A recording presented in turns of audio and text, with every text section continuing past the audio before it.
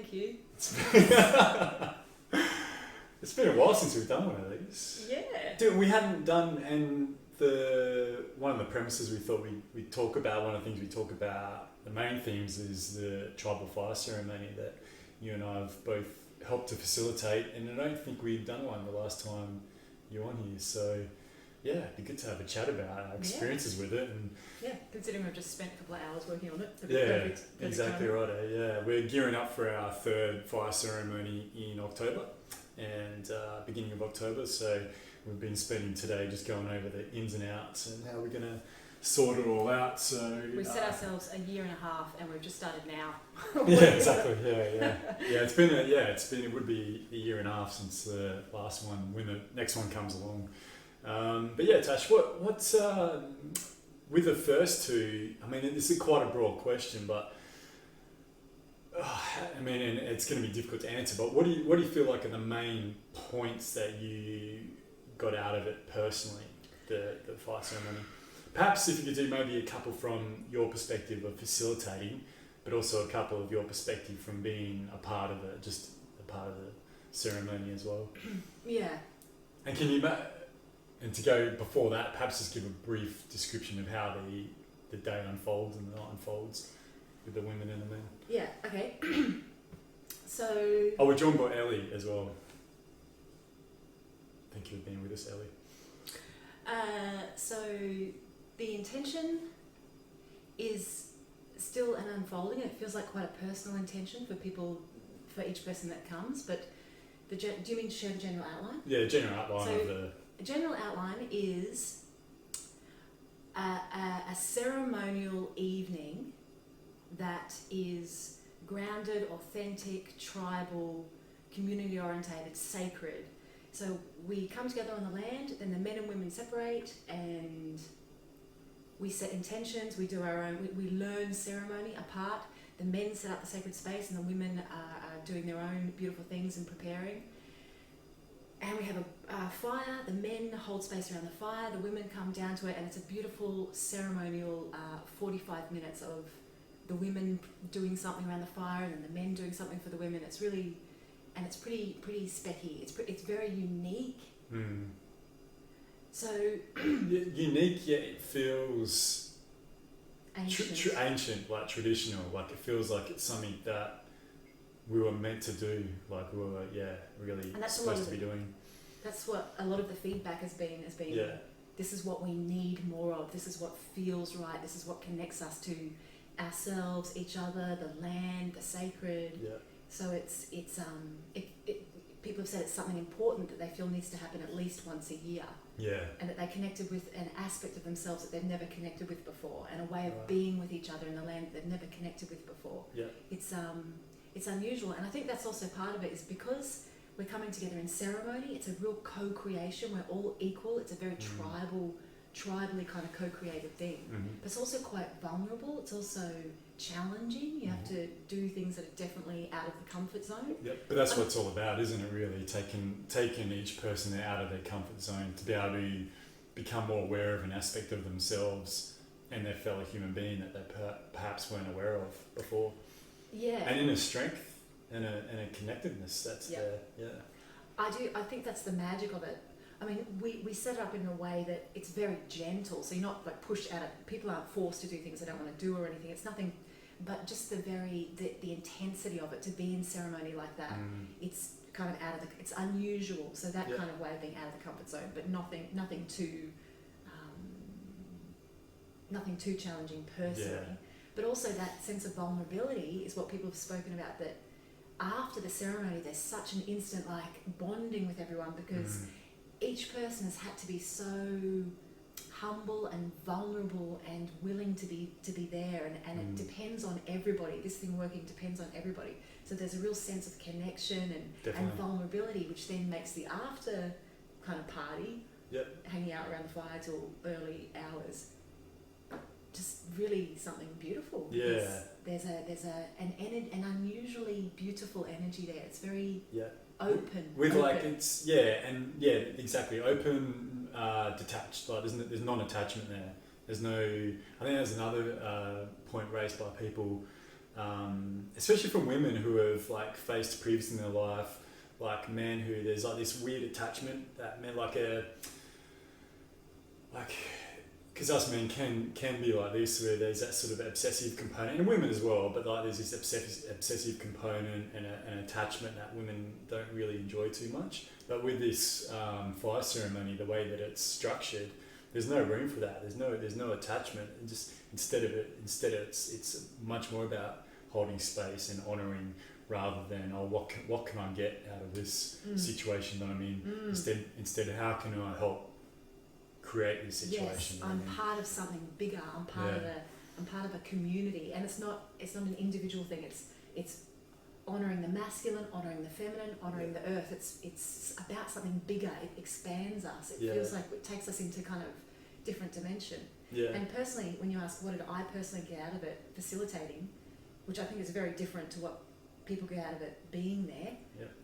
But I got a sense of something, just magic, something else being with us. Like last year there was storms all around us, but just for the ceremony it was dry, but we had lightning all in the around, background, and there were lots of little moments like that where I felt like we were being supported. It's like it got a life of its own. It's like it wanted to happen, and so there was a sense of trust, and definitely as a facilitator, seeing something come to life, because it does require, every individual is so important. It's not, it really is a group thing. So to see what happens, it's an unfolding, an unknown mystery, and to watch it, and to see people really present and really bringing their all and creating something, it's magical to me. And then from the feedback I've got from women and men, I mean, some of it's been amazing. People have said it's really changed their life and been powerfully for women, really powerfully healing around the masculine, to see men holding space for us and for the feminine, and to be honoured by men, to have all the men around the circle bow to the feminine. It's just like, whoa. And to feel the sacredness and the integrity of a space. With that, we had 75 people there last night. So that many people really with a strong intention of honouring and of being in sacred space, and it's pretty freaking magical. And I think we would have done it in tribal days often. Would have been an often occurrence that you're in that sacred space and you're honouring each other, and it changes something. Changes, and that's the feedback, is that for the women, powerfully healing, empowering, and from the men, you could probably share. I know from my side, I mean, the men have said it's really changed the way they relate to women. They've connected with a sense of honouring the feminine that absolutely empowers them and softens them, and all sorts at the same time. Yeah, for sure. I think it can be looked at in two parts for both men and women, but there's certainly that aspect of it for men in regards to being able to just really earnestly and honestly hold space for well, it's not just the women but also for the men around them as well, and to really understand what it's about, to really that term of getting yourself out of the way. In this ceremony, you have to really get yourself out of the way, because it's like what each and every person is doing is really important, like you said, for the whole. And that's for both the men in the lead up to the actual ceremony itself. The men we have our own journey and our own ceremony, as the women do, and then we come together towards the end of the night for the finale, and so there's definitely that aspect of it as well. But there's also, I think, the really important thing for us men as well is the groundedness that comes from it, for just being out in the bush, collecting firewood, building something, playing music, just joking, carrying on, and just being able to be men and to hold that masculine energy without any fear of reprisal or fear of shame that can often be attached around being a man, and maybe feeling angry about something or whatever it might be. There's no judgment in that space, and I'm quite sure. I know there's a lot of men who've never felt that. They've never felt what it's like to just be a man and not feel judged or shamed or whatever it might be because of it. And it's a really powerful thing. So, and likewise for the women, I know you have that space. So then once you're able to cultivate that, embody that, and then when you bring the men and the women together, it's a really unique, powerful experience that, that I find it as it's like a remembering. It's like this is what it's like to be a human being. This is what it's like to, and it's not to say, I mean, we're all like anything, you go away, then a week later you go back into old patterns or whatever, or you can do potentially, but there's that, it at least gives that lesson in a moment in time, like this is what it takes, this is what we're capable of doing, so that we can remember that in different circumstances that come in our life. And it is the same for the women, where we talked about to be able to just be feminine, to be able to just, like, we get dressed up and we we do makeup with each other, and we express through that way, and we express through dance and movement. And for a lot of women, we've not let ourselves just be feminine. We're really taking on this equality thing, which is beautiful, and that's an interesting aspect. We'll get to that in a minute. But so just to honour that aspect, and then to honour the masculine seemingly outside, but of course, this was, some people have brought up the fact that, should we really be separating the masculine and feminine, and shouldn't it, we're all really equal in the end, and but we found that it's symbolic representation of this, and you get to fully go into one and represent it, and see it fully represented in another, and then there seems to be a healing and a wholeness that happens anyway. We all end up together anyway. There's a sense of wholeness, even though we're fully embodying the feminine aspects, but it's I think a lot of those questions that come up around the masculine and the feminine, and all those ideas, because it has caused a little bit of derision, not too much, but a little bit of derision. But a lot of that, I think, is just based around, again, this shame that's put around about the feminine and masculine, and really being able to embody that, And I think what you were going to touch on a bit earlier, we live in a society now where, because we have had this patriarchal society that we've been living in, and it is still patriarchal. And starting from around the 60s, women really, the feminine really started to say, well, no, here, come on, we want to represent, we want to be a part of this. And what's happened is quite a lot of women have had to take on that masculine energy to be able to balance, or to be able to get onto like an even playing field, I guess, which has taken a lot of women away from their femininity, perhaps, and really sort of, they've lost it a little bit, but it was necessary. I think it's been necessary as well, this social evolution that we've had with feminism. It's definitely been necessary. But we've lost that understanding of it. We've not honoured the masculine and the feminine. We've kind of, I don't know, there seems to be we've forgotten to honour the aspects of it, and just in that, there's healing. And instead, like, not berate, it's not the right word, but chastise a little bit, or both. We've chastised the masculine, we've chastised the feminine. This is a night to honour both. Yeah, for sure. And I think on the flip side too, for men, there's been a real guilt or a shame because of our past behaviour around being masculine. So now, I mean, I see it. It really annoys me when I see a lot of adverts, especially. You see some of those adverts on, the minute times I watch TV, where they always make out like the dad to just be like a real pleb, like just a real, and like the woman of the house, she's like the one that knows what's going on, and and that's all awesome and that's all cool and everything, but like there's this real push through marketing and advertising, and just I think general social commentary that a man can't stand up and be a man. Like it's seen as being beyond the pale to do that. It's a bit of a joke. Masculine kind of, there's Homer Simpson. It's all a bit of a joke. Exactly. Like to be a man, and so you put yourself down there a little bit. Dad. Like there's definitely a thing.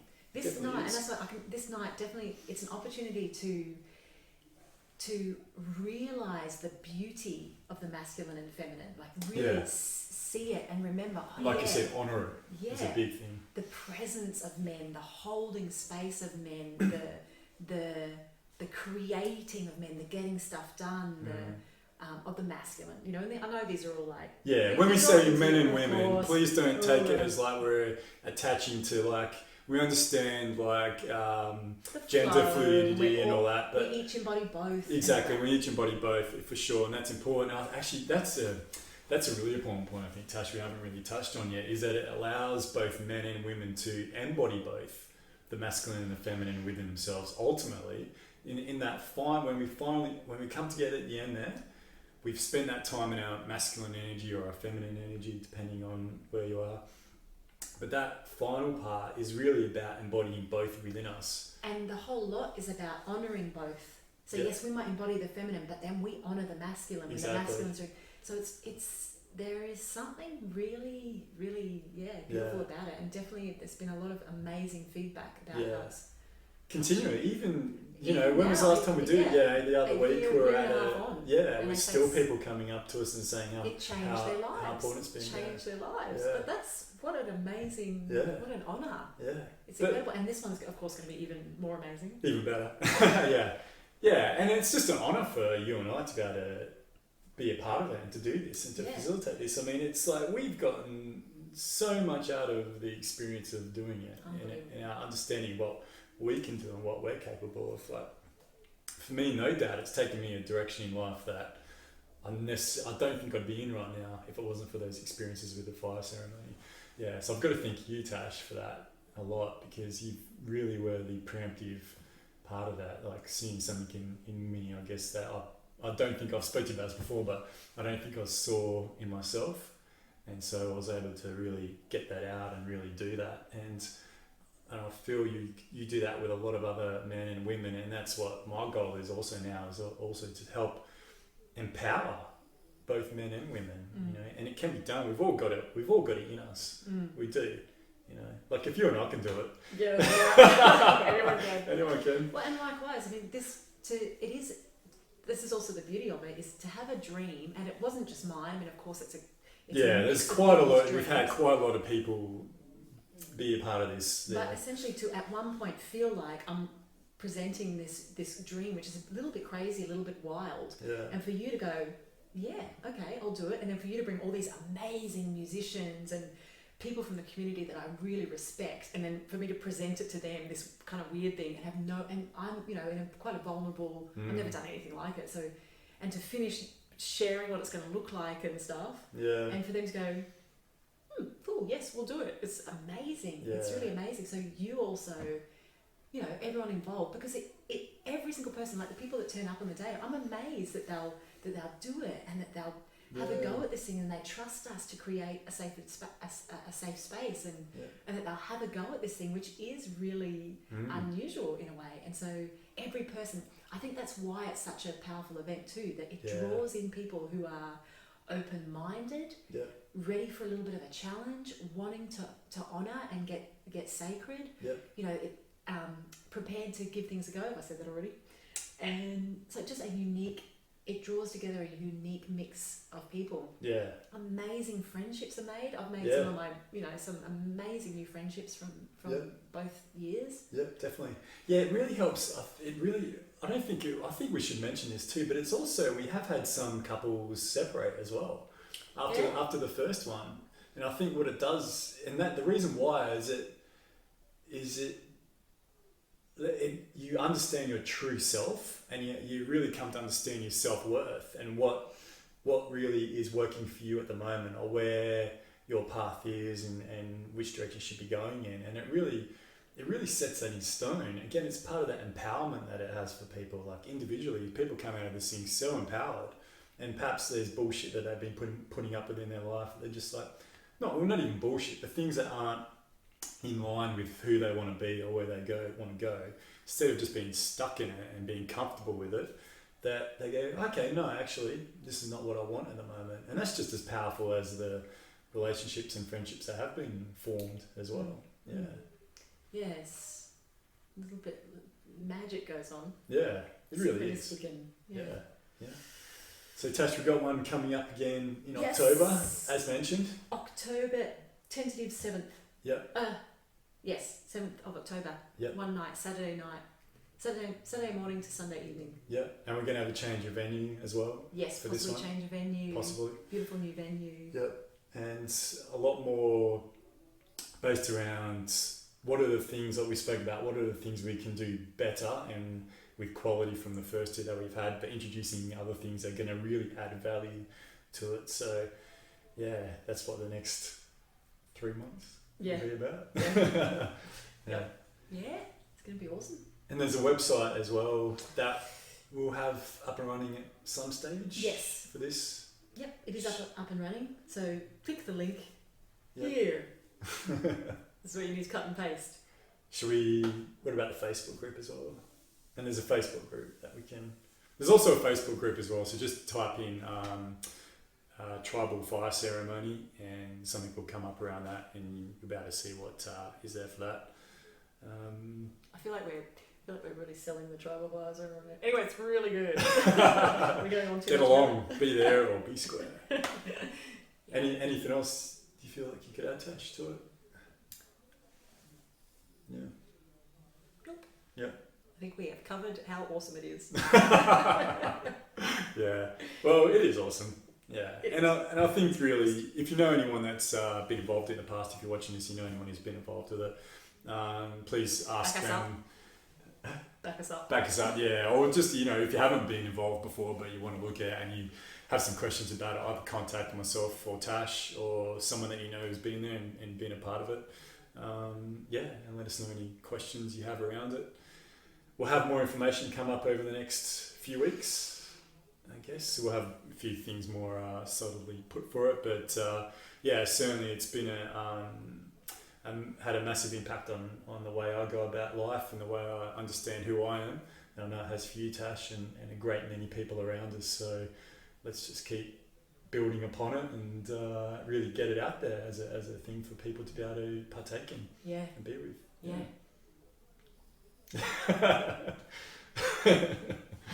Tribal fire ceremony.